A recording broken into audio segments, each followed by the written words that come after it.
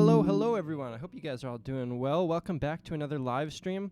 I hope, check 1 2 1 2. I hope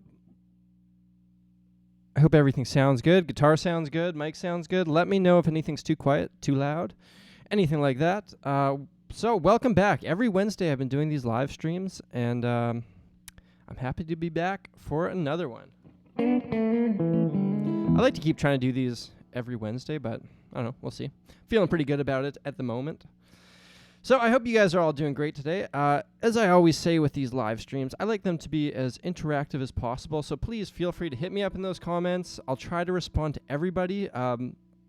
If I don't respond to you, it's not because I don't love you. It's because there's a lot of comments here. But I will try my best to respond to as many of you guys as possible. So without further ado, I'm going to check out some of these comments.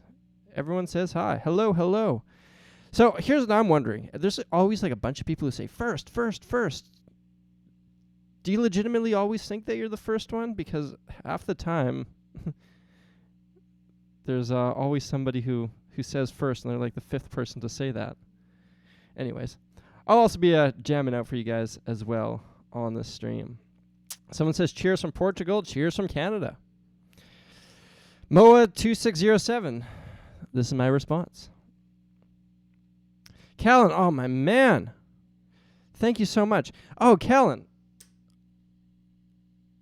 So the super chat is an option.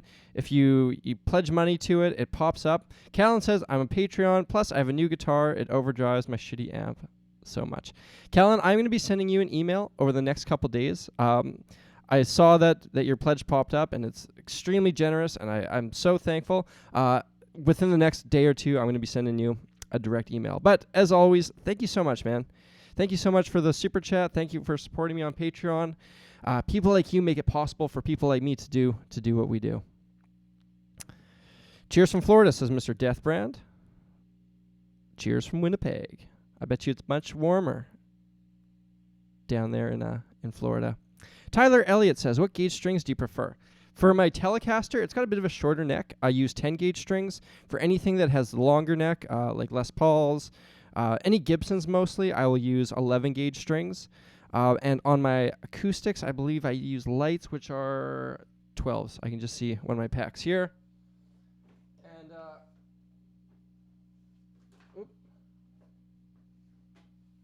I only use D'Addario. These are my go-tos. I've been using these guys since I started playing guitar, which was, 16 years ago.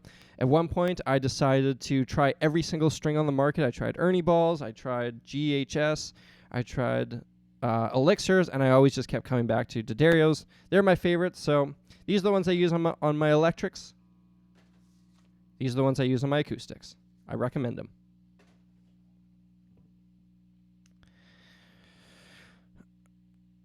Hello from Guatemala, says Eduardo. Hello from Winnipeg. Frederick says hello from Norway. Hello from Winnipeg. Thomas Rollins says yo-yo from the UK. Again, hello from Winnipeg. Joe Carpenter says, my favorite signature guitar. I don't own any signature guitars. The one that I think is super, super cool is the Johnny A.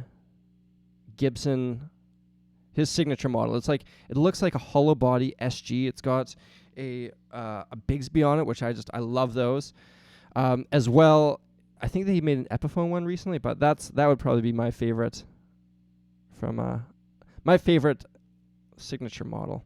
Though there's also, I don't know if the ES295. I think I mentioned it before. That's my favorite, probably my favorite guitar, my dream guitar if I have one, is the ES295. It's the Scotty Moore, who was Elvis's guitar player. He played that guitar, and it's this big gold hollow body. Oh man, I've seen one in the wild once. I used to own the Epiphone version of it, and I sold that because I didn't love it. But I saw one real Gibson one once in the wild. Somebody had brought it into the music store I was working at. It was their dad's, and they were looking to sell it. And unfortunately, at the time, I just didn't have the money to afford it. But if I ever see one anytime soon, I'm going to buy it, I think. Maybe. Anthony Ivanov says, how do you visualize the fretboard? I visualize the fretboard in terms of chord tones. I think very much first and foremost, I see what's underlying in the music. I see the harmony, and to me that's what ties everything together. That's the road that you're driving on, is the harmony. So if I'm playing over, say, an A chord, for example, I see the guitar neck in how every note relates to the A. So for example, this is the root, this is the 5, this is the flat, this is the 13, the flat 13, the flat 7, the major 7, the root, the 3, and so on.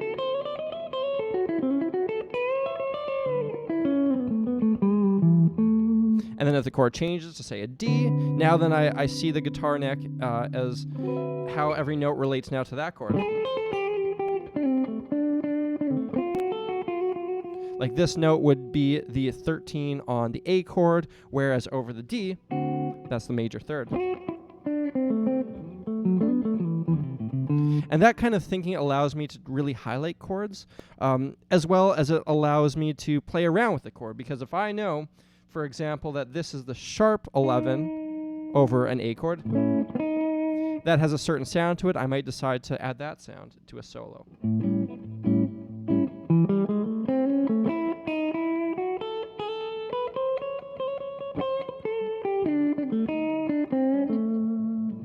So I hope that answers that question.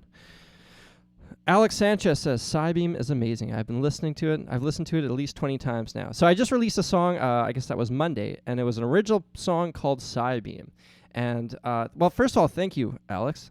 That's, I'm glad, it's so cool to have people who actually listen to the things that I do. For a long time, there's been so many music projects, I've poured my heart and soul into it, and nobody cared whatsoever, besides like a couple friends and family. And so it's a very, very cool feeling to have people around the world who actually like what I do. And so Cybeam, so this song is obviously named after a Pokemon move. I can't remember the exact TM, but one of the things I said I was going to do with my original music that I released through my channel is the instrumental songs. I want to have them all being... each name would be a nod to a video game, one of my favorite video games, because I mean, that just makes it easy to come up with names, whereas like it's so hard to come up with names for instrumental songs. So I got a list of little video game references, and I want to make sure that they're all nothing too in your face. Like I'm not going to name a song Pokemon, whereas I might name it after like a move. And I got a list of songs and names and whatnot. Where was I going with this? Yeah, and the one that I put out before a couple weeks ago was called Avrivia, which is a nod to the Witcher series. The main character's name is Geralt of Rivia. And so with that song, that was a fun one to do. I really liked the way that one came together.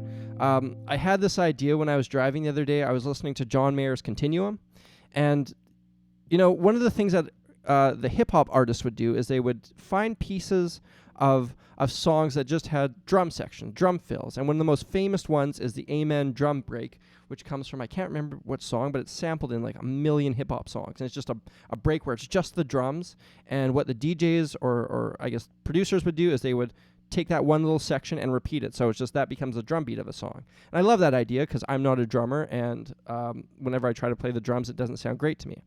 And so I was listening to Continuum, and I was listening to, I don't know, I think Belief came on. Well, I know Belief came on.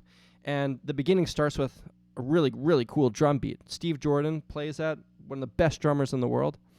And I was like, man, I'm going to sample that and make a song with it. And so I sampled that, slowed it down, came up with a little chord progression, which is kind of similar to I Don't Trust Myself with Lovin' You, which I jammed on the stream a couple times.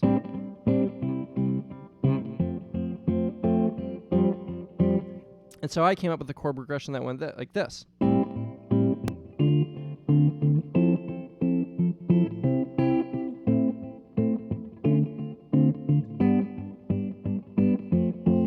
Kind of similar, but it's also, I also kind of use the I Don't Trust Myself as inspiration, as well as the Weeknd and Daft Punk song, I Feel It Coming. And I can't remember exactly what the chords are to that, but it's something kind of similar. So from there, it was just a matter of making a melody.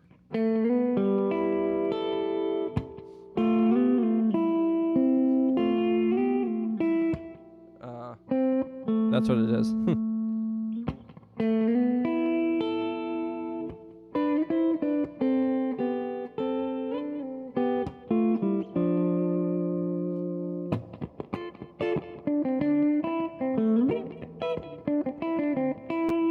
And so that melody actually took a long time to come up with. I had like a ton of different ideas that I was working on and playing with, and eventually I kind of came to that. But then I was like, well, I need another section, and that's where that second part came in.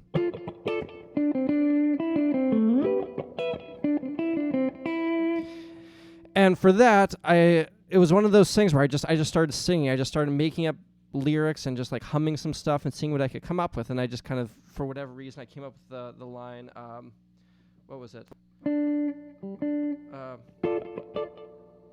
I just kept on like, and this is one of my songwriting tricks, is when I'm trying to come up with instrumental parts, I'll just start singing and making up words. And I think this one I was like, and I'll run forever if I'm running to you. And that's what I just kept on singing over and over again.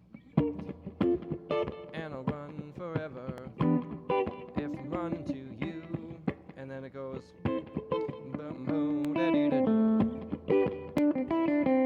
And then the chorus comes in. Anyway, that was kind of how I wrote that song, and it's cool to see that people were listening to that, and cool to see that people enjoy that. Anyway, let's see what else you guys are saying. What's your opinion on Ibanez and Gibson? Says Boohoo Player. I mean, I think both of them make great guitars. They're used for different things. I have an Ibanez Les Paul copy, and that was a guitar that I came across years ago, and I think it's really, really cool. I also have some Gibsons, and they're great too. I don't know. Gibsons, I think, are a little bit higher end guitars. There are some Ibanezes that I really like the Pat Metheny one and the John Schofield one, that are the kind of the higher ends, which are great and reasonably priced. But just, I think Gibson in general is just quality-wise a step above. But they wouldn't, if you're looking for that Ibanez sound and you're looking for that Ibanez thing, then go for that. I'm going to scroll up here to get to some of your comments that I would have missed when I was going on that rant about this song. All right. Going up here. Someone says, what's my favorite Led Zeppelin song? Very tough to answer. Probably changes every day. Stairway to Heaven is has a special place in my heart. That was the first guitar solo I ever learned. I think the first song I ever learned all the way through. And I think it's just, I mean, there's a reason why that's known as such a great song. A lot of people are saying that they like my new song. Thank you guys so much. That's so cool. Okay. I'm going to start scrolling down now. So, Srikant Srinvasan. Oh, man. I'm sorry for butchering your name. What was the song that I played at the start of the video? I think it was just Jamming on the Blues. So, I don't know. I made it up. We'll call it the song for Srikant. That's the name of that song. Bacon Monster says, do you like funk music? Oh, yeah, of course. Who doesn't like funk music? Sly and the Family Stone, Funkadelic, Parliament. Yeah, gotta love that stuff. I also like some of the newer funky styles, too. So just warning you guys, I'm about to go on a rant. This is what kind of the nature of a lot of the things I do. And this is also the reason why for every video I make, I script it all out, because I know that if I just start going off on a subject, I'll just go off on a tangent and get totally distracted, which I think fits on a live stream, but I like to keep my videos a little bit more focused. But anyway, so Bacon Monster said, do you like funk music? And I said, I do like funk music, and I like some of the new stuff as well. Things like Snarky Puppy, bands like Lettuce, that kind of stuff. I think it's are super, super cool. And what I call those bands is I call them post music school music. And the reason why I say that is because you got these guys who went to music school and they were told that they should study jazz, and jazz is so great, and jazz. And jazz is an extremely complex kind of music. And if you play that music and you learn to play that music well, you're going to be a great musician. Problem is, when you graduate jazz school and you realize, wait a second, nobody listens to this music. Very few people actually actively seek out jazz.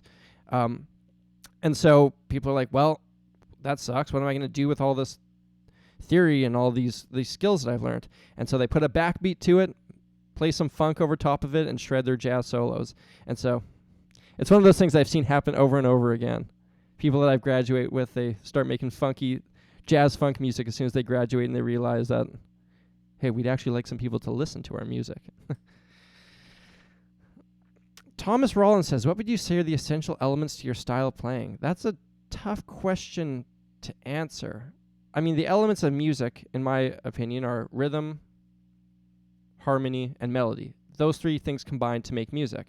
As far as my playing goes, I think things that define me and my style is, I think it's the mixture of a bunch of different vocabularies coming together. I have spent a lot of time working very in-depth on a lot of different types of music. I've studied jazz not thoroughly, but I've devoted a lot of time to jazz music. And because of that, I think that's has given me the tools I need to see the fretboard and play over chord changes. I've spent a lot of time with blues music. That's what I grew up on, blues and rock. And so my vocabulary will always have an element of those.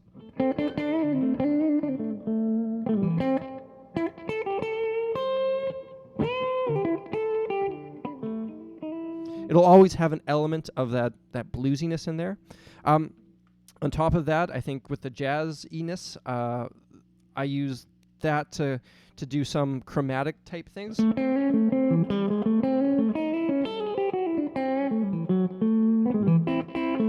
And then I use a hybrid style of picking, which I learned from both Johnny A as well as country musicians.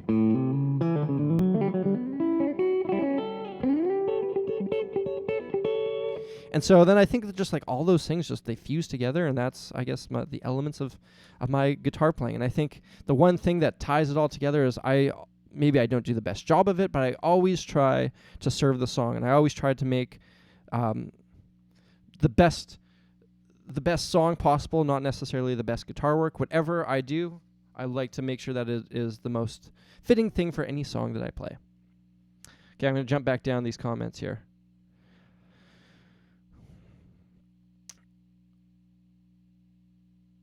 Somebody says, Joe Hunt says, tips on slide guitar. Slide guitar is all about the muting, and I would demonstrate it more, but this guitar is in standard tuning, and I only ever play slide in open E.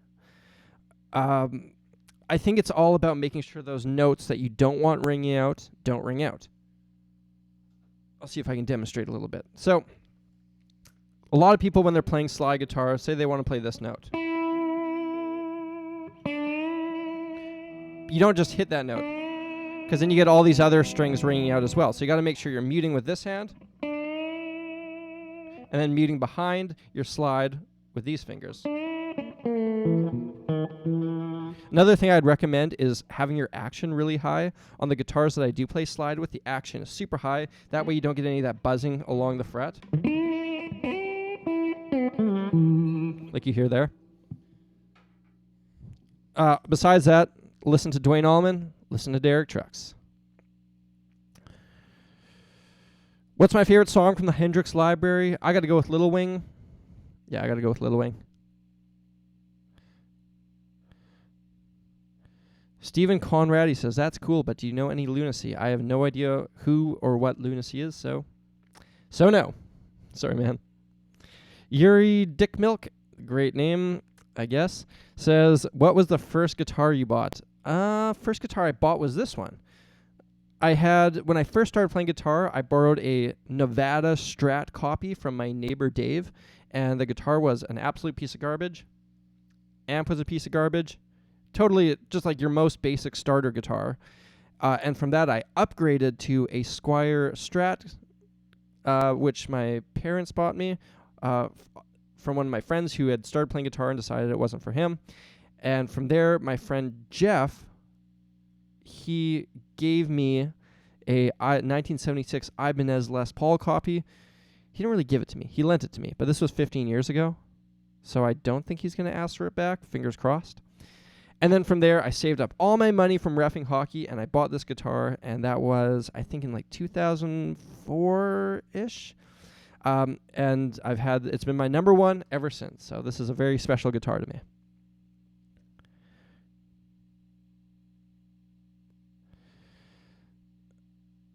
Could you teach us your favorite jazz lick? I think there's two that I can think of. One of them, I've heard Charlie Parker play this one. Works great over a minor chord. Here's another Charlie Parker one.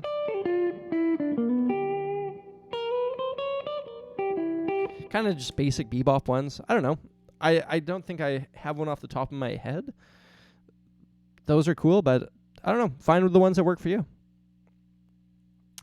Can you play Stay Together for the Kids by Blink-182? I don't know that I've ever heard that song, so unfortunately, no.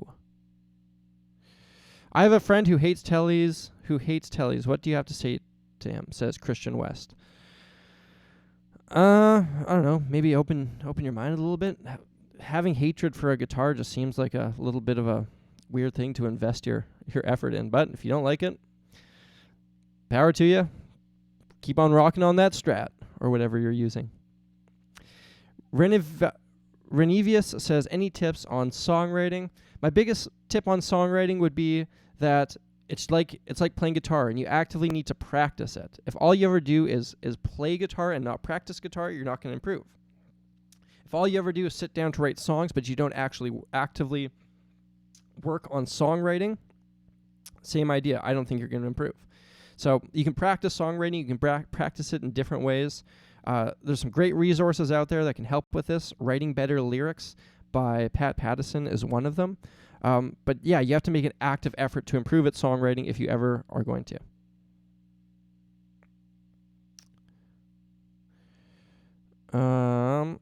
Ethan Tolliver says, I have been binge watching your videos. My man, I hope you enjoy them. What's been your favorite one so far? Let me know.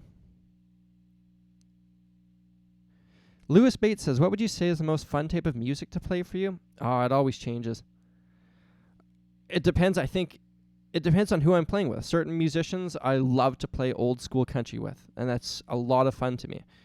I guess just anything that if I spent time preparing for it, then it's really fun.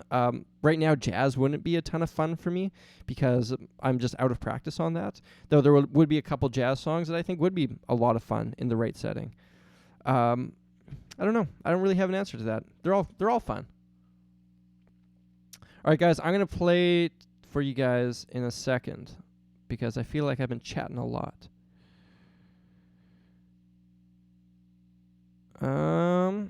Thoughts on Stone Roses or the Smiths? Honestly, I don't have a lot of thoughts on them. Cool music. I should probably listen to them more, it would be my thought. Was that a Rick and Morty reference? I don't think so. I love Rick and Morty, but I didn't consciously make a Rick and Morty reference. Nicholas George says clean beard shave at 500,000. That's so far away. I'm not going to commit to it, but I could see it happening. All right. Can you sweep it, says Matthew Lumley. I practiced it once. I haven't done it for a while. Probably not well. Yeah, not really well.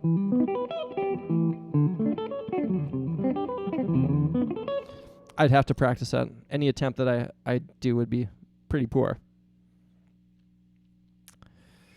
All right, guys. I'm going to play something for you. I've been chatting a lot. What am I going to do?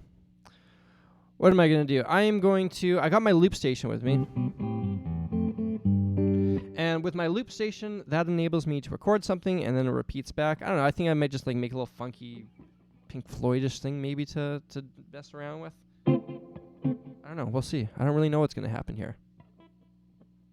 We'll find out.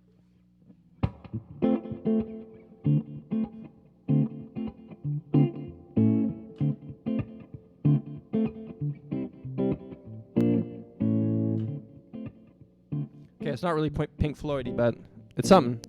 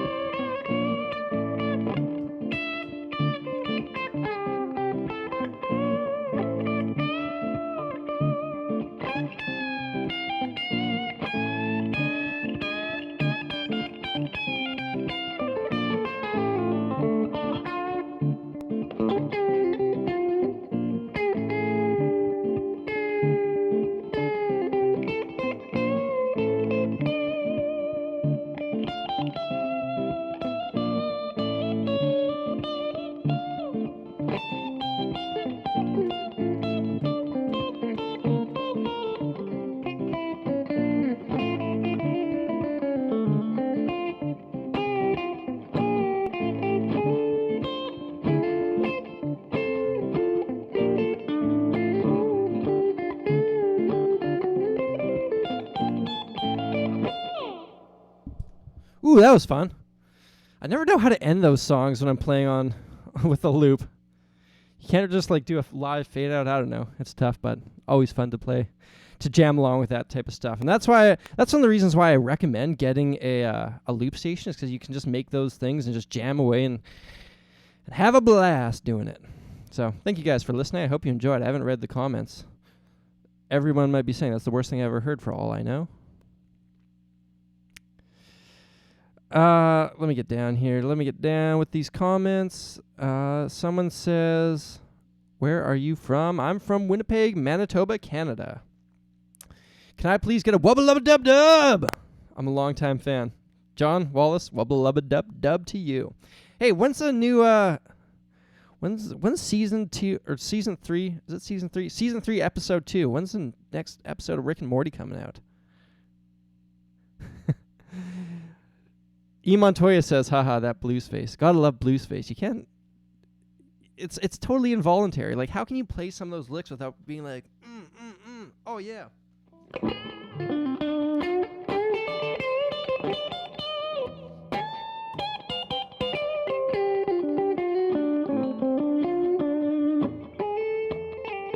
Like, even if I'm playing by myself and nobody's watching, it's the same type of faces that are happening. Totally involuntary. Gotta love it. Can you play Wonderwall? I feel like somebody, I don't know if it's been you, Christian, but somebody has been mentioning Wonderwall a bunch of times here. So, what's it? E minor?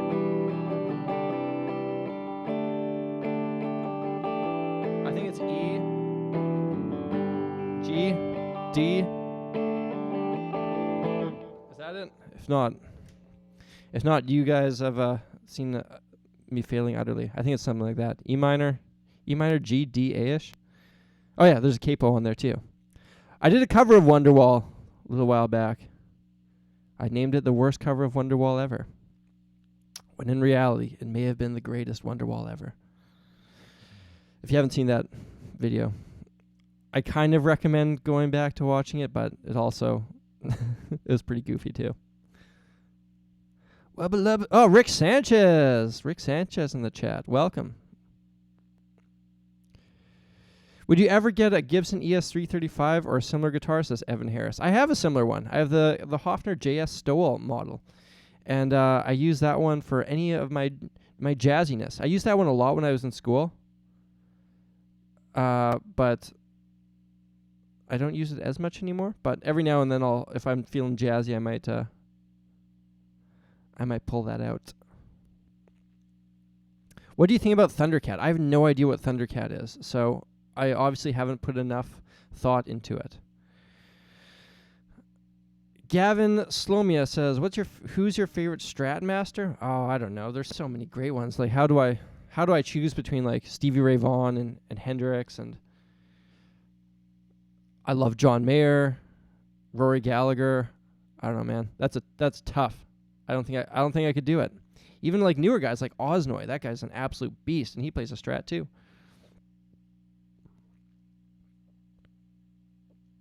How do you grow your hair like Samurai Guitarist? Someone, Germ says.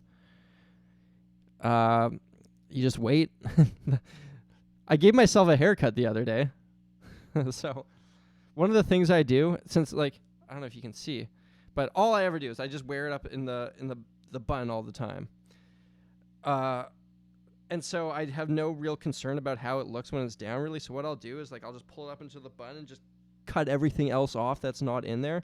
And so right now when I pull it down, it makes absolutely no sense. Like the hair at the back is super long, where the hair at the front is really short. A little bit of mess. I didn't do a great job on it, to be honest. So that's how you grow your hair like me. Wouldn't necessarily recommend it. Jack Colfer says, would you show off some famous, important blues lick? I think like the one that I hear all the time is this one. That's one of them. The B.B. King one. Just like hitting your string way up there, up the octave. I don't know. A lot of the blues licks I've learned, I've kind of forgot over time, and then they just kind of are naturally coming out. They naturally come out in my playing. Janadij says, Sensei, have you ever tried synth/modeling guitars like the Line 6 Variax? Yeah, I've tried one once. At the music store I used to work at, we got one in stock, and I plugged it in and messed around with it. I didn't care for it. It wasn't for me.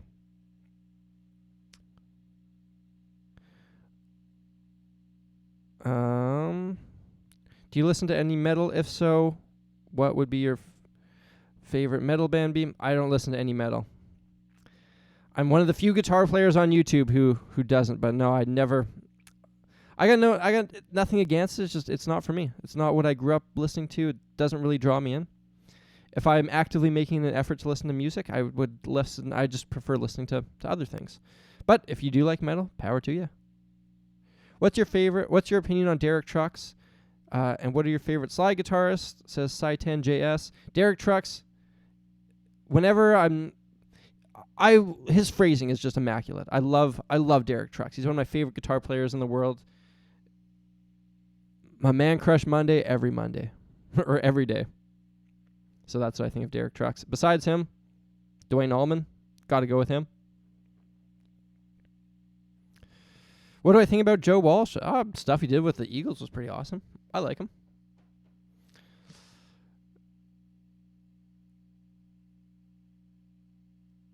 All right. What are some other comments? Can you remember the first time you played music?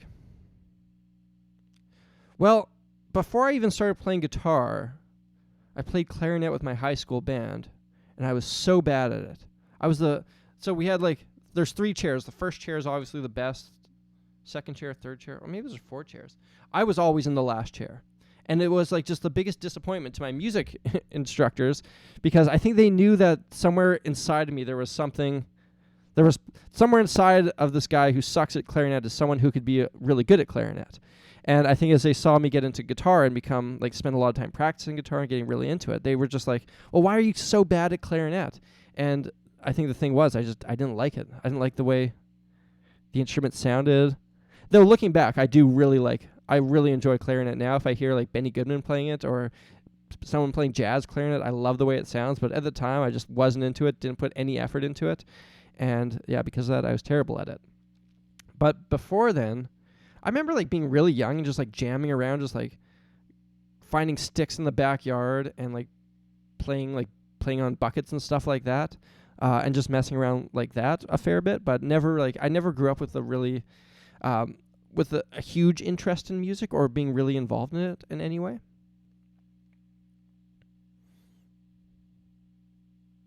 Any advice on bar chords? Keep practicing, man. You'll get it. I remember when I was learning bar chords, and they were really tough, but eventually I got them, so keep practicing them. Callum says, I played clarinet in school. I thought that I'd become cool one day and move on to sax. Yeah, sax is amazing.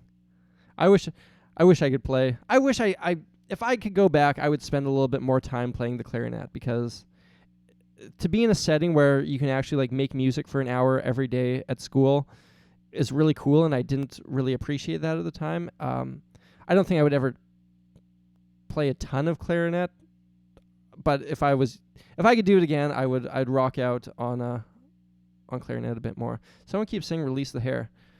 All right, for you guys, I'll do it. I can't see what this looks like yet because my stream's delayed. Oh yeah.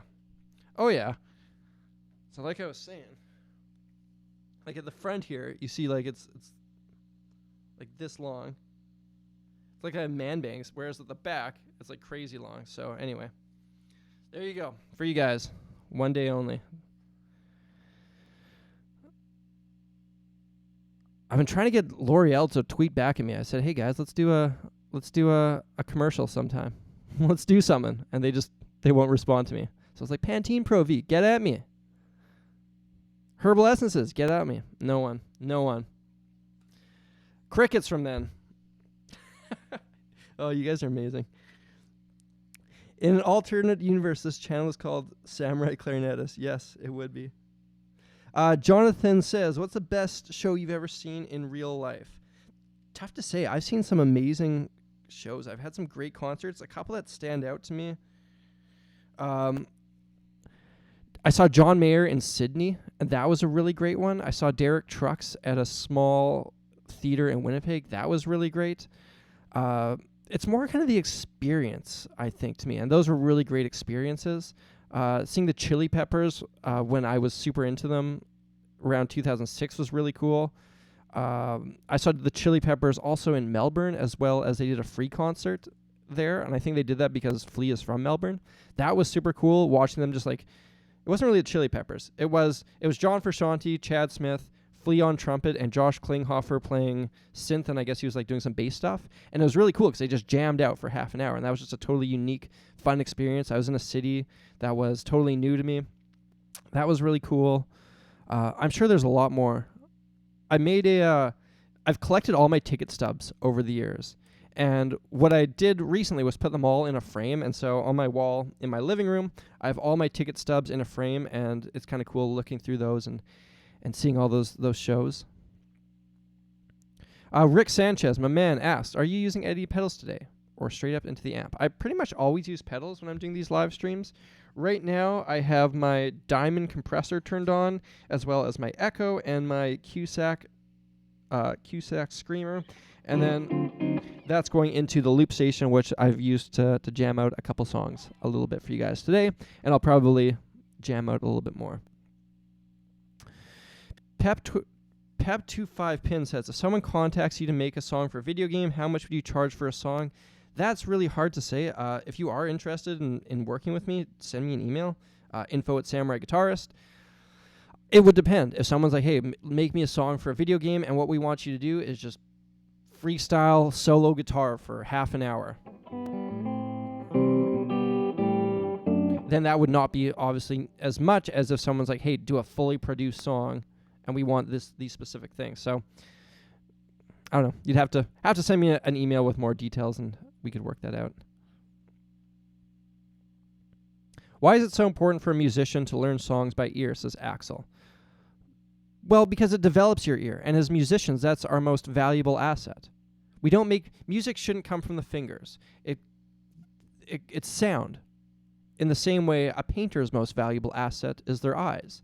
And so by learning songs by ear, you develop your connection between your ear and your guitar. And what that does is it also helps kind of that process when you want to reverse that process, when you want to go from a sound you hear in your head, you want to recreate that on your guitar. It helps solidify that pathway. If I can hear something and play it back on guitar, then I can hear something in my head and play it back on guitar. And I think the ultimate goal is to have a seamless connection between what you hear in your head and what comes out of your instrument. When I play this, that's the sound that I hear in my head in real time. It's an instantaneous connection between my imagination and my music. And I think that is the essence of this art. And so that's why I think it's worthwhile learning songs by ear. If you can sing something,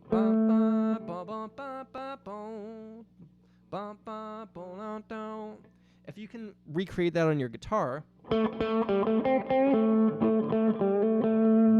then you're creating a seamless connection between your music and what comes out of your instrument. Anyway, that's my opinion on that. What are your favorite 3 pedals, says Spade? Man, I'm not the best person to ask about gear stuff because I don't really spend a lot of time on gear. I buy something and it basically stays on my pedal board for the rest of eternity. My favorite pedals, I guess the ones that I use the most would be the Cusack Screamer, which is basically just, in my opinion, just a better tube screamer as far as what I want my tube screamer to sound like or my Crench to sound like. And then I basically have the diamond compressor on at all times. And the only reason why I own that one is because my guitar teacher at one point was selling one. I was like, okay, well, that's a good pedal for a good price.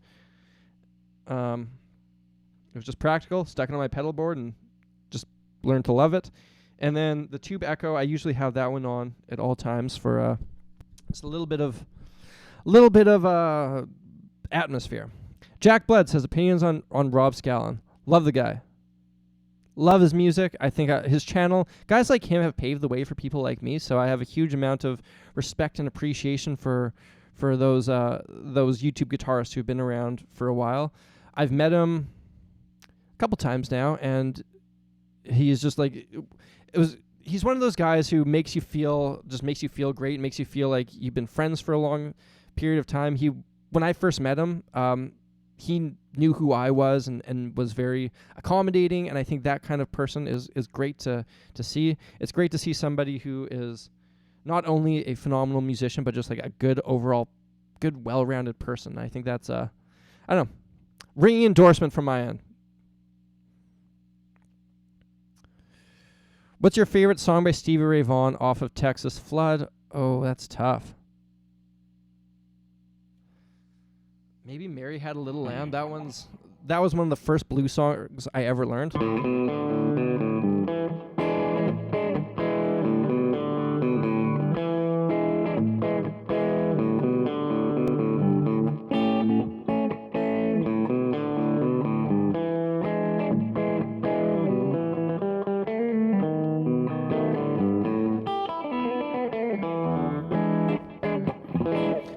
I know that's not exactly how he played it, but that's my rendition of Mary Had a Little Lamb for today.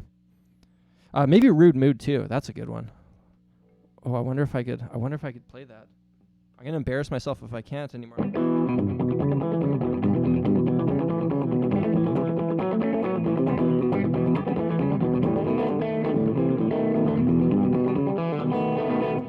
Still kind of do it. Oh, Eddie Schneider says, "Are you a fan of Rick Emmett?" I don't know if you've been watching my YouTube videos, but massive fan of Rick. Uncle Rick. Rick Emmett is a guitar player and singer-songwriter in Canada, and he played with a band called Triumph. In the 80s, they had a massive hit called Lay It on the Line, as well as some other ones like Magic Power, Somebody Out There.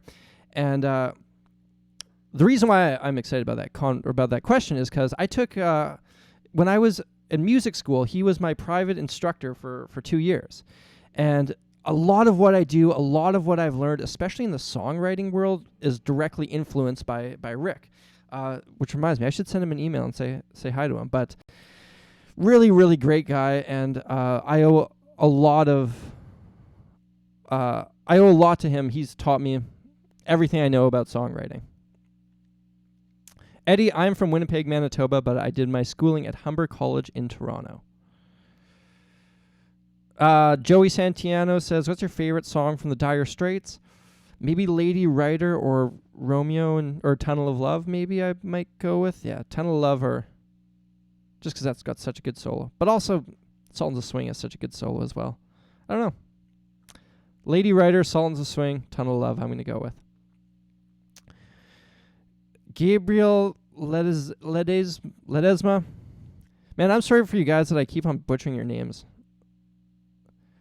I struggle with that. If I wanted to become a guitar tech, where should I go? I don't really know. I think you just need to surround yourself with musicians and maybe start offering to do it with local people. Maybe or just start doing, I don't know. I haven't really thought about that.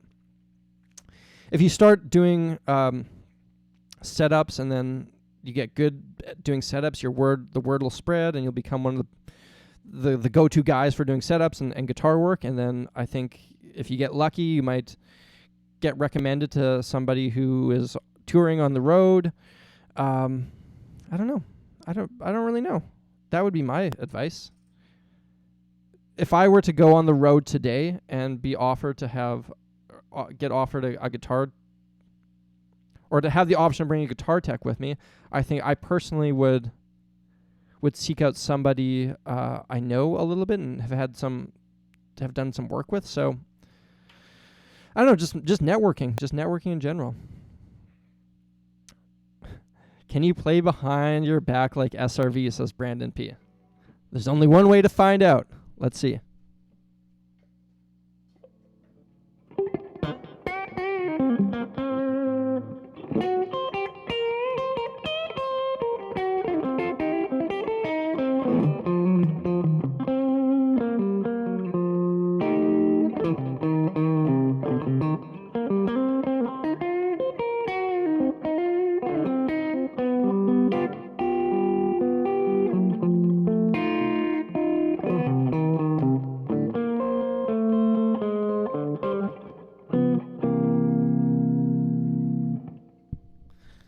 Kind of, I guess would be the answer.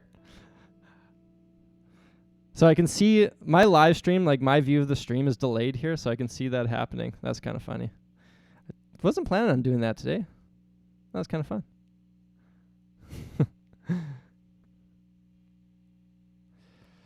Charles Smith says, when does the Cybeam guitar solo competition begin? So if you guys don't know, on my recent song, Cybeam, I left a place open for a guitar solo for you guys.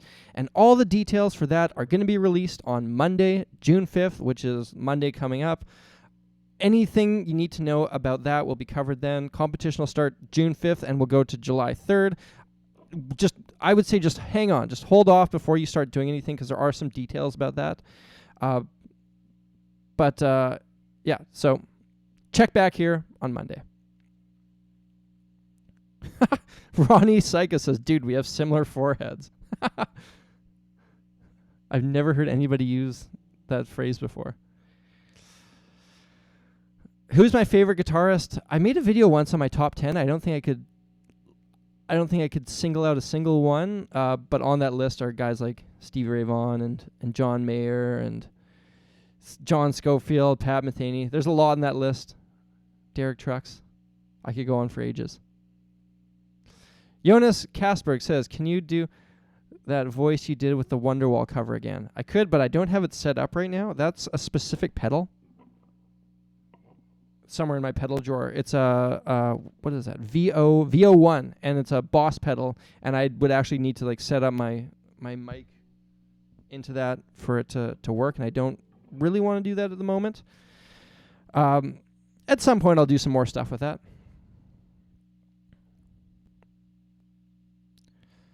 How long have I been playing guitar? Asks Swamp Dweller 26. I started playing guitar when I was 13. I am 29 now, so 16 years. I'd say I started taking it really seriously. I don't know, I took it pretty seriously from the beginning, so it wasn't like I was just messing around and not caring about it. Like, I really wanted to play guitar when I started playing. And because of that, I think I was able to progress fairly quickly. Like, I know I've taught students who were like 7 years old, but for the first 10 years of their guitar playing, they were just like, were doing it because their parents told them they had to do a guitar lesson. And that's one of the things I don't really agree with. I'm not super keen on the idea that that your kid needs to take a music lesson, some sort of music lesson. I think that's nonsense because I think that pushes people away from music. I think you need to be able to find music on your own, and that's going to be what makes you stick around, finding that interest and that excitement. I know so many people who took piano lessons and hated taking piano lessons. What is the point of that? How in any way does that benefit you? I can't think of anything besides the fact that it would just leave a sour taste in your mouth with music. I think there are things that you do need to learn, things like math and English and whatnot. You can't function in the world without those skills. You don't need music to live. Music should be the cherry on the cake. You should do it because it's fun and exciting and brings you a lot of enjoyment. And I think it's important for kids to find that on their own. Though I don't have a huge issue with it being taught in school a little bit, but I think as far as like the extracurricular stuff with it, I don't know. I taught a lot of kids who were taking guitar lessons because their parents told them to do it, and it was a waste of time for me. Well, besides the fact that I got paid for it, but it was just in general a waste of time. So anyway, that's my thoughts on that. I don't even know if anyone asked. That's just me getting off on a tangent. Could you show us what's in the box on the upper shelf behind you? those are just a bunch of props and various things from videos I've shot. So, like, if you watch the Guns N' Roses video I did, the Thumbs and Roses, like, I can see Axl Rose's, his little headpiece that I used for that. I think some, like, the headbands I wear are in that thing. Just, like, various little things and props from videos. What happened to the $515 cowbell, says Genadij. Right here, baby. Of course, it wasn't actually $515. That video was satire on those, comparing a cheap thing against an expensive thing. It was a bit of a satire on that, and I released that on April Fools.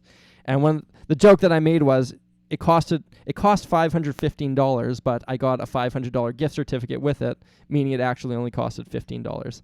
But that cowbell, to be honest, I just made that up. To be honest, the cowbell actually cost, I think that was $50 or $60, and it's the LP one, and it's the best cowbell that I've ever heard. And then the other one, I think, I don't know, cost $30 or something. Joaquin Becerra says, "What is it like to live in Canada?" For the most part, I've lived in Canada. I've spent a fair bit of time in Los Angeles as well as Nashville, and I once spent 6 months in Australia. I'd say Canada is much more similar to Australia in just like the overall mood and the feel. I don't know. I mean, there's great things about maybe not every country. There's great things here, and there's also negative things here. I think the biggest thing that I noticed between here and the States is people don't quite seem so much like as on edge here. The worry that I know, like some of my American friends and family members have, they kind of live in a state of fear and worry, and it's hard to explain it. It's just like, so I have one family member, and he loves his guns, always carries a gun with him. And he once told me, he's like, you know what, I've never been as scared as I was, or I'm never more afraid than when I'm in a gun-free environment. I'm like, that's just crazy. I live in a gun-free environment. Canada's a gun-free place. That fear within me is just non-existent. Never in my life have I ever considered going out and buying a gun. Whereas when I've been in Nashville, I have a friend. He grew up down the street from me. He moved to Nashville to pursue music. And him and I were chatting once, and he's like, you know what, honestly, when I lived in Winnipeg, never did it cross my mind to own a gun, except for if I were to go hunting or maybe to have one at my cabin in case like a bear comes. But he's like, now that I live in Nashville, I kind of live in the hood, I live in the East End, I've considered it. And it's weird that feeling is there. There's just a little bit of uneasiness. That's my experience. It's not always the case. That's just like, it's a slight, very, very subtle thing that I've noticed is different. Anyway. Jonas Kasberg says, "Are my eyebrows real?" Yes, they certainly are. Fabio Bollinger says, "Canada's great. Hello from BC. Hello from Winnipeg." Wayne says, "Do you play hockey?" Man, there's a lot of Canadian stereotypes that I fulfill. Being a hockey player is one of them. I play on spring league, summer league, and winter. I play hockey year-round. It's one of my favorite things in the world. And I also watch a ton of hockey today. I will be probably watching at least a little bit of the Stanley Cup Finals. Boohoo says, Boohoo player says, when you were learning, for how long were you practicing and how often? It depends, but when I was taking it seriously and when I was in school, I was trying to practice. I'd say I was practicing between 4 up to 8 hours for 5 days a week. Whereas other times, like now I spend a lot of time with music and around music, but I don't really practice ever. I'd say like on average, I'd probably spend, I don't know, it's hard to say. Some days I'm with a guitar for like 8 hours working on a video, but I don't necessarily practice. So it's, I guess, a little bit different. Braden Rankin says, how long you play guitar? 16 years. Started at 13, and I'm 29 now.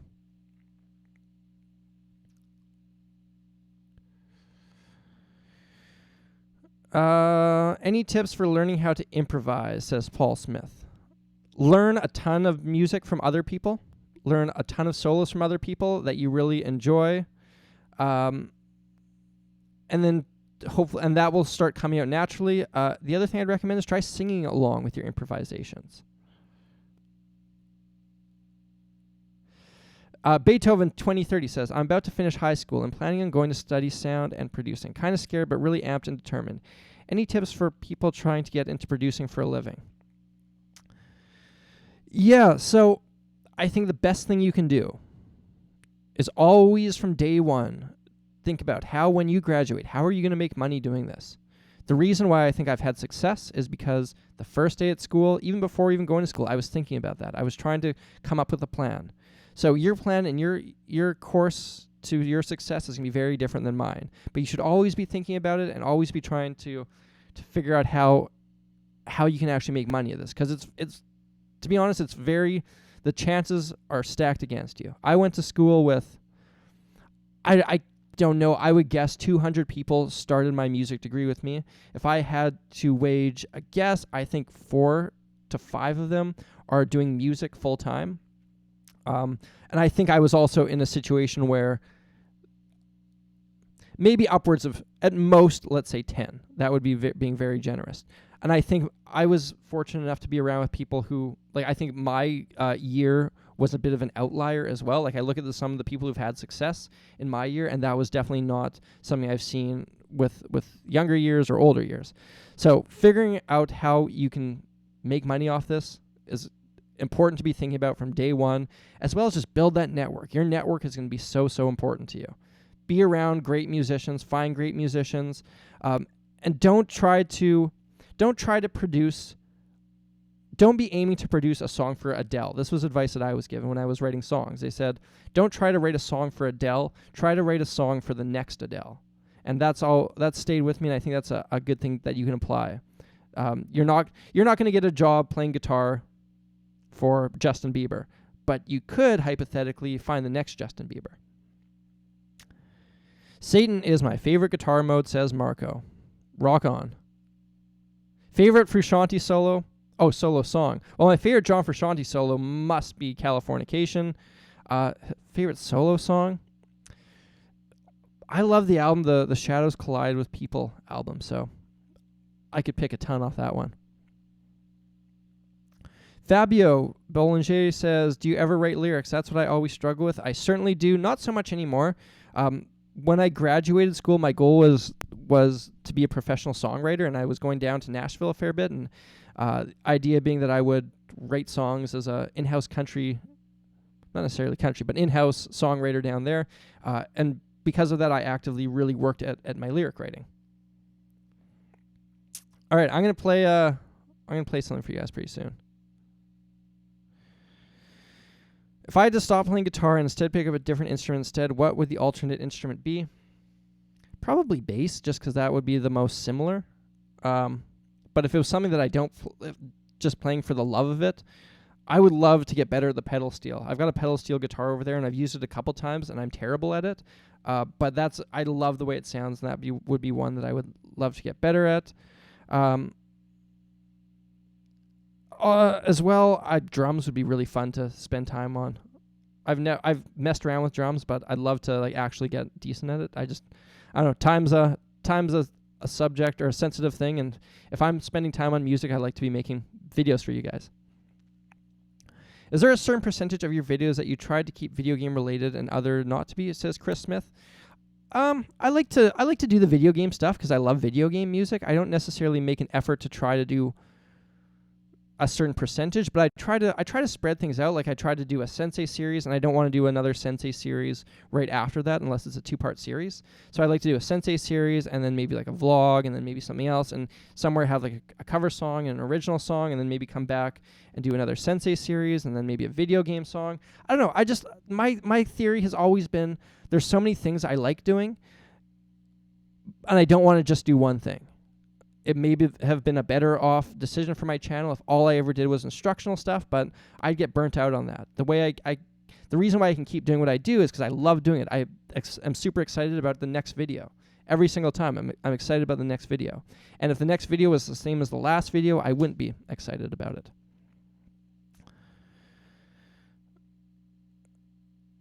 Any tips for my first gig on Saturday, says Aryan Kapoor. My tips would be have fun with it. On the day when you're playing your gig, you just got to accept the fact that you're probably going to be a little bit nervous. You got to trust in the fact that you've put enough effort into practicing, and you put enough effort into rehearsing with the band, and everything's going to go fine. And keep in mind, any little mistake you guys make, probably no one else will ever notice. I was at my friend's gig once. He was playing at the MTS Center, the big arena in Winnipeg, and I'm a musician. I was listening pretty closely, and to me, whole gig sounded great. And I went backstage after, and we were chatting a little bit.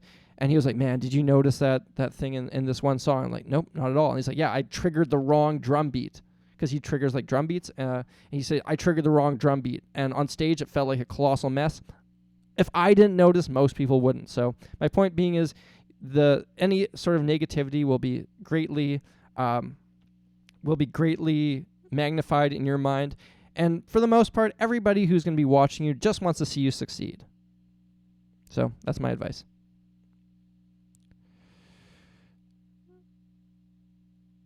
First gig guy, don't get drunk. Yeah, I'd agree with that as well. And if you do, just get a little drunk. Get a little buzz. Don't go crazy. Play the Lil Wayne guitar solo, says Jesus Chavez. I can't remember it exactly.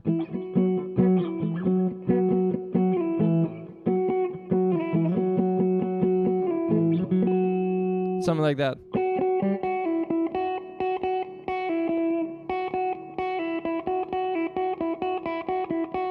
I did a video on that. If you haven't seen it, go watch my my rendition of the Lil Wayne guitar solo. Zappa or Frusciante, says Finro. Oh man, how do you even compare the two? They're just so different. I love them both for different reasons. Zappa was a freak of nature when it came to music and the stuff he did, and Frusciante is also a freak of nature, just in a different way. I love them both. I couldn't say I could pick one. Get us a proper killer lick. #diminish, says Marco. I think I saw somebody mentioning that as well. Maybe it was you. I don't have a ton of diminished licks.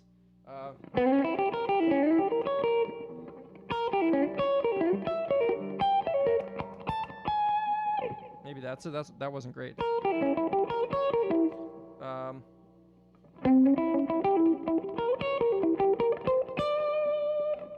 There's a diminished lick for you.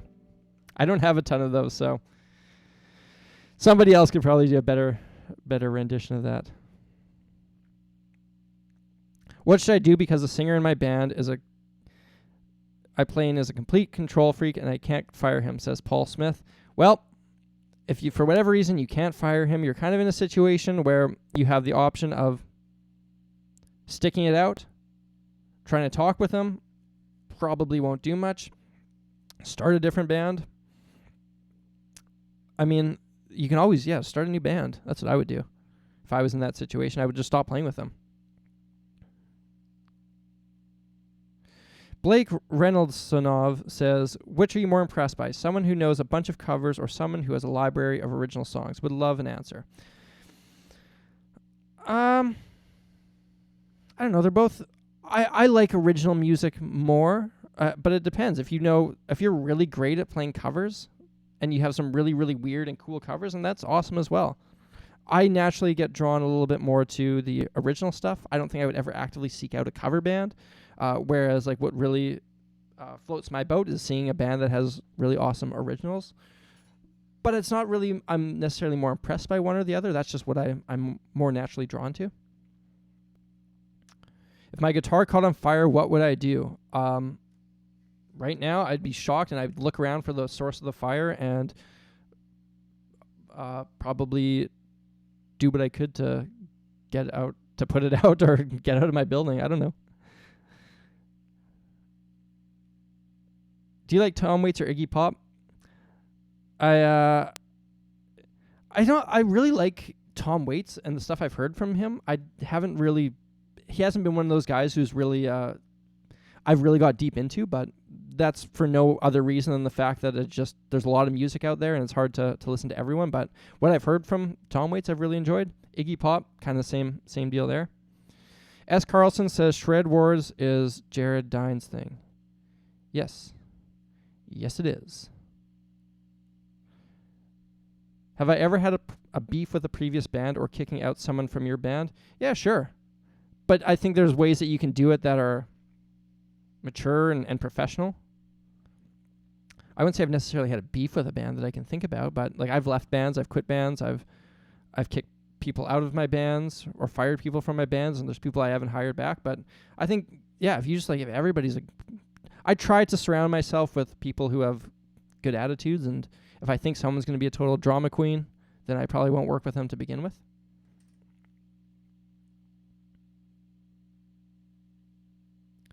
Marcos Pestarini. Oh, where'd that go? The comments just jumped down. Oh, there it is. How do you think would be the best way to deal with negativity from family? It's hard to avoid people not acknowledging all the hard work you've put into music, especially when it comes from family. That's a tough question for me to answer because I never really dealt with that. I'm super fortunate that I have a family who's extremely supportive, and without them, I wouldn't be able to do what I do. I don't know. I feel like I think communication's lacking a lot in the world, and the more that you can communicate and just like discuss things with them, try to see things from their point of view, and then also try to discuss your point of view and try to find some sort of middle ground goes a long way. If all you ever do is argue, nothing's ever gonna come out of an argument, out of yelling at each other or insulting people or trying to be hurtful for the sake of being hurtful. If you can communicate and just try to say, hey, you know what, this is something I love very deeply, but also try to see things from their perspective, because I think probably they want the best for you, and maybe it's different from what you think is the best for you. So, I don't know, talk to them. Have a sit down. Have a sit down with some beers, depending on how old you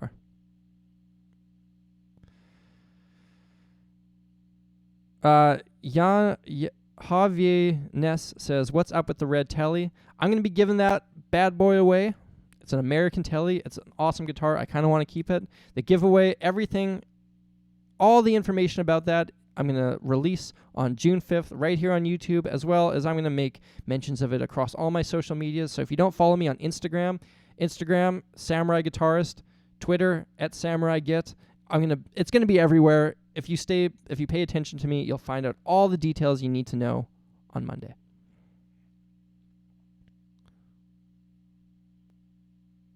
Someone said something about Post Malone.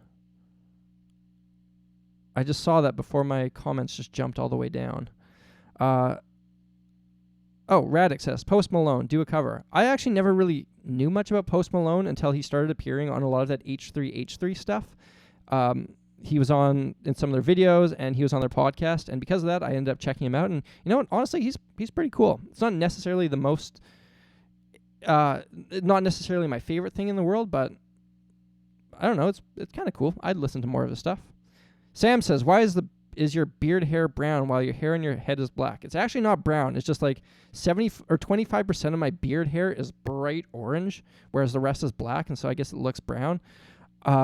I read somewhere that there's some sort of gene that gives men red beards. I would imagine it came from my mom's side because my dad is fully from Oriental lineage with totally black hair. I imagine it comes partly from my mom's side. I don't know. You probably have to ask a geneticist.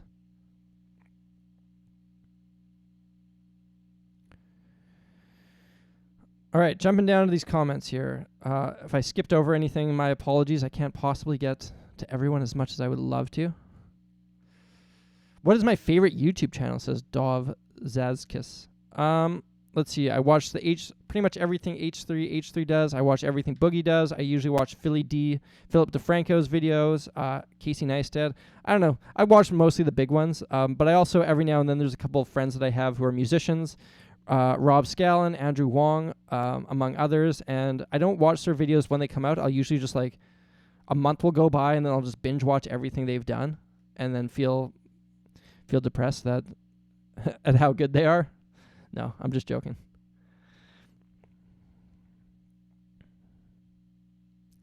Little tips for live stage band, says Angel of Dad. I'm gonna do a video soon on stage presence and stuff. My biggest tip, just have fun with it and know that everybody out there wants you to succeed.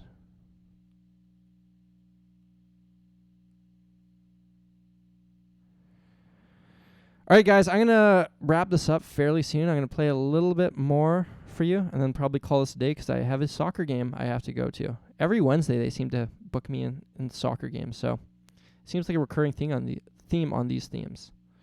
A couple more questions here.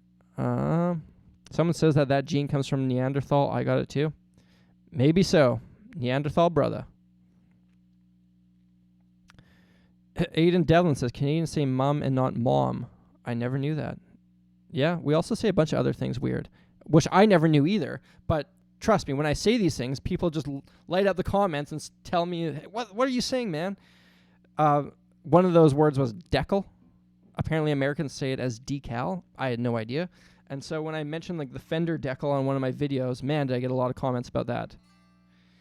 There's a bunch of other little things that I didn't know I say weird, but apparently we do. Also, the A thing, Canadians saying A, 100% true. I don't really say it because I made an effort not to say it too much, but like I know a lot of people who say A all the time.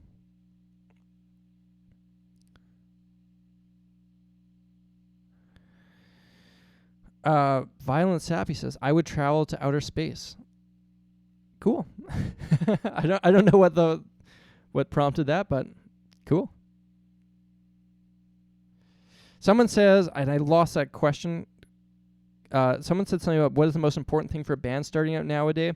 Try to find your unique voice. Spend a lot of time practicing and realizing right off the top, you're probably not going to do anything great for a little while. That's just the fact of the matter.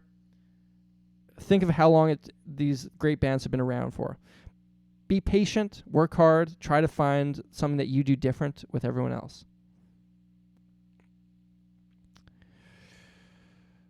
Yeah, Joey Johnson's comments on Canadians saying sorry, and yeah, trust me, we also say sorry a lot too. I've caught myself doing it, and then you have like people just apologizing to each other back and forth. It's weird. One time I was at a hockey rink, and I bumped into something and said sorry, looked over, and it was the rail, and I thought, this is the most Canadian moment. I'm in a hockey rink, and I just bumped into an inanimate object and apologized to it. It was beautiful. Oh, I also think I was drinking Tim Hortons at the time as well, because I always buy a Tim Hortons at the beginning of every hockey game I go to. So that was funny. Layman Paula says, what do you think of the allegations? I don't know. Did somebody allege I did something? I swear I didn't. It wasn't me. I wasn't there. I was sick that day. Sulo Niva says, taking breaks from guitar without feeling guilty. I don't really take breaks from guitar because I mean, this is my job. I have to do it. If I don't play guitar, I'm not doing guitar stuff, I'm not getting paid. But when I wasn't playing as much guitar, or when I wasn't working professionally, every now and then I would take a break, and I don't know, I never really felt overly guilty about it. When I would take a break, I would take a break from maybe practicing and just play and have fun with it, and so I guess I was never really breaking from guitar per se. I was just doing something different. Maybe that's what I would recommend. If you feel like you need to take a break, then you probably, there's a deeper underlying issue.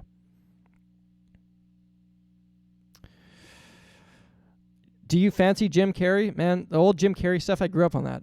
Ace Ventura, Dumb and Dumber. Love it.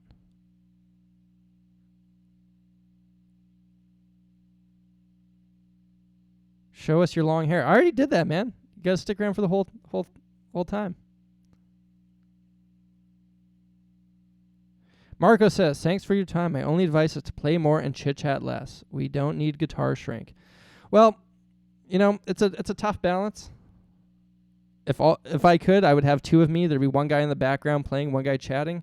I'd play a lot of music on my channel, so I think this is a nice time to interact with you guys, and that's to me what the essence of these streams would be. And maybe it's not for everyone. Maybe I should make an effort to play more, but I don't know. I feel guilty when everyone's asking these sweet questions, and if I don't respond to them. But I will play more. I'm going to wrap this up soon and jam out a little bit for you guys. Do I smoke? I absolutely do not smoke. Cigarettes, that is. Or pot, for that matter. I'm quite conscious of health, and smoking cigarettes would be a terrible move. I would probably suck at hockey, as well as like my cardio would go out the window. So, no, I do not smoke. Is this getting uploaded to my channel? Says James Green. I keep all these streams unlisted, so you can find them on a playlist, but I never release them in the way that I release the other videos. All right. I'm going to play something more because, like you guys have said, I've been blabbing a little too much here.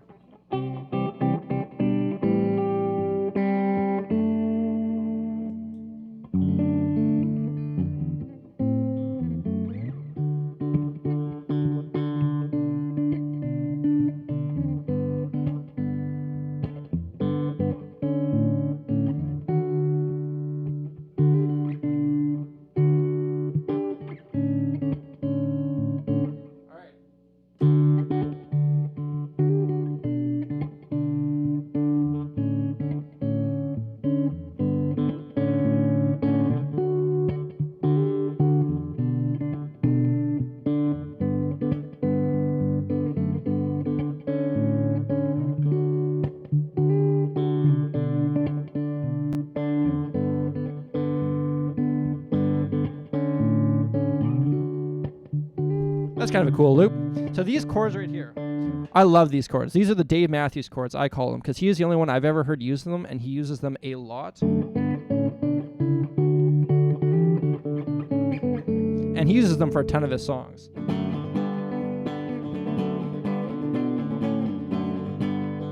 All you need is 2 fingers, and they just sound so good.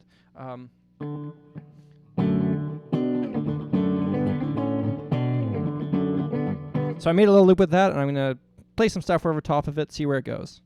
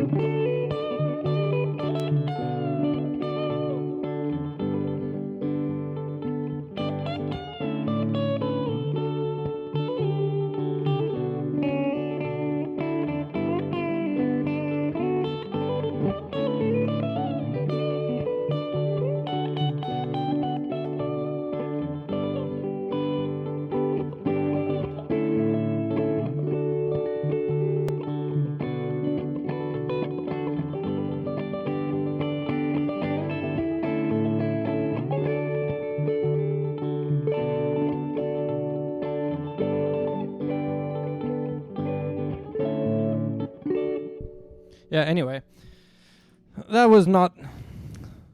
The rhythm got a little messed up there, but such is one of the things that starts happening with loops, but kind of fun to jam along with that. Kind of fun. Let me see what you guys are saying here. I'm going to wrap this up, probably 5 minutes or so, so I will answer a couple more comments, maybe jam out a little bit more, and then call it a day. Someone says that Radiohead uses those chords. I did not know that. I've never been a huge Radiohead fan. Not not because of anything besides the fact that there's a lot of music out there and I just never really got into them. What are my thoughts on Tame Impala? It says Lame Impala. Couldn't say that I know a single one of their songs, so I don't know. I don't know, man. I should listen to them more. That would be my thoughts. What kind of loop station do I use? RC20, baby. Which is, Boss RC20. Red Special or Lucille? I've never played either of them. If I had the choice, I think Lucille would be more up my can of worms. What amp am I using, says Paul Smith. I mentioned this before, but the amp that I used was built by my dad. So I couldn't, I don't know. It's a great sounding tube amp, modeled kind of after a Dr. Z Stangray. But it's a really cool thing. I use it for everything I record. Great. I love the way it sounds. Super cool. Oh, Abdul Hamad Alvarez says, can you do Moanin' by Art Blakey? Not off the top of my head, but man, I love that song. That's the era of jazz that I really, really love. That groovy hard bop era where it was just all about it was very bluesy. Love that stuff. Lee Morgan, he played trumpet with the Jazz Messengers, like anything he has done. Hank Mobley, sax player, love that stuff. Angel of Dad says, why play as a street musician? I did one time and I hated it. It wasn't fun at all. So I decided I'm never doing that again. However, I've also figured that I could probably, if I wanted to, I think I could make a ton of money if I went outside of the MTS Center, which is where my hockey team plays, or where my local team plays, the Winnipeg Jets. If I took the hockey stick guitar and jammed out on that thing and busked with that thing, I feel like I could make a ton of money after a hockey game, but I don't really want to. What size pick do I use? It is a Dunlop USA 1.5 millimeter. It's the one with the green crocodile on it.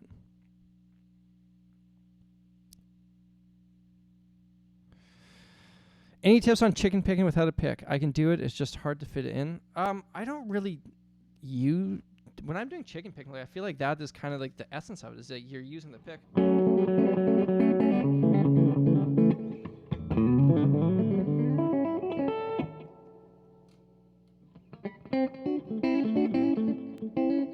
tone sounds a little weird. I'm not sure what's up with that.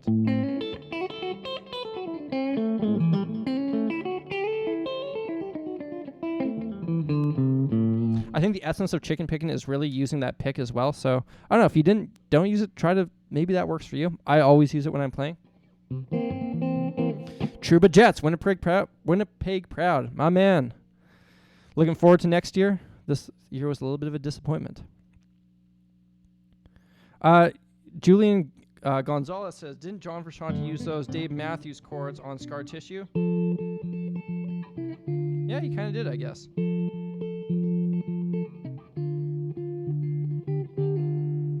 You're right. He didn't use... One of the things with those chords is Dave Matthews always has the D string ringing out, which John Frusciante didn't use in that setting. Hey, Samurai Guitar, so do you recommend for players stuck in a guitar rut where you're not getting worse but not getting better? I would recommend you watch my video on being stuck in a musical rut. It's my first Sensei series that I ever did. You can I've got a playlist of all my Sensei series. You can do it there. You can find it there. One of the things I recommended in that video was just try to get out of your comfort zone. You've probably been doing things that are too familiar. Try to do something that's new and unique. All right, guys. I'm going to wrap this up. I'm going to play it out here. I have to think about what I'm going to play. I'm probably just going to make a little something up. Thank you all so very much for watching. It's so cool to have people who are interested in what I do and who watch and check out my streams every week. I'm going to be back next Wednesday with another stream. I got a video on Friday. I'm announcing all the contest details on Monday, so stay tuned to that. If I didn't get around to answering your questions, my apologies. It's not because I don't love you. It's because there's a lot of questions here, and I can't possibly get to all of them as much as I would like to. So swing by next time, and I will try to respond to as many of you as possible in the future. So I'm going to wrap this up. I'm going to play a little something and then call it a day. Thank you guys again for watching. big shout out to everyone who supports me on Patreon. Because of you guys, these videos are possible. You guys help make what I do. You guys help make what I do a feasible reality. So thank you to all you, everyone watching. I'm Samurai Guitarist. I'm gonna wrap things up. Someone mentioned ska in the comments, so I'm gonna play something a little ska-like. I don't know what it'll be, but I know what I'm gonna play.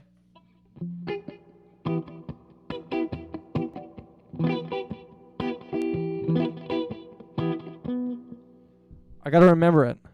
It's a song called Swing Easy, and I guess it's not technically ska, though the Scatolites played it. It's more rocksteady, I think, but I'm gonna try to figure this out.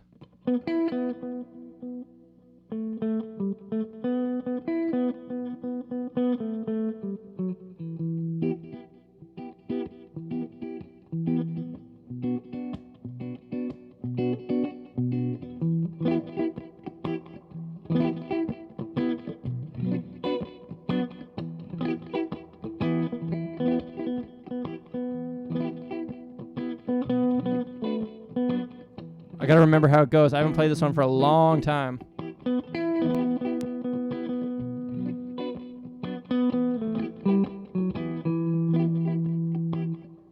I gotta fix that rhythm. That rhythm is driving me nuts.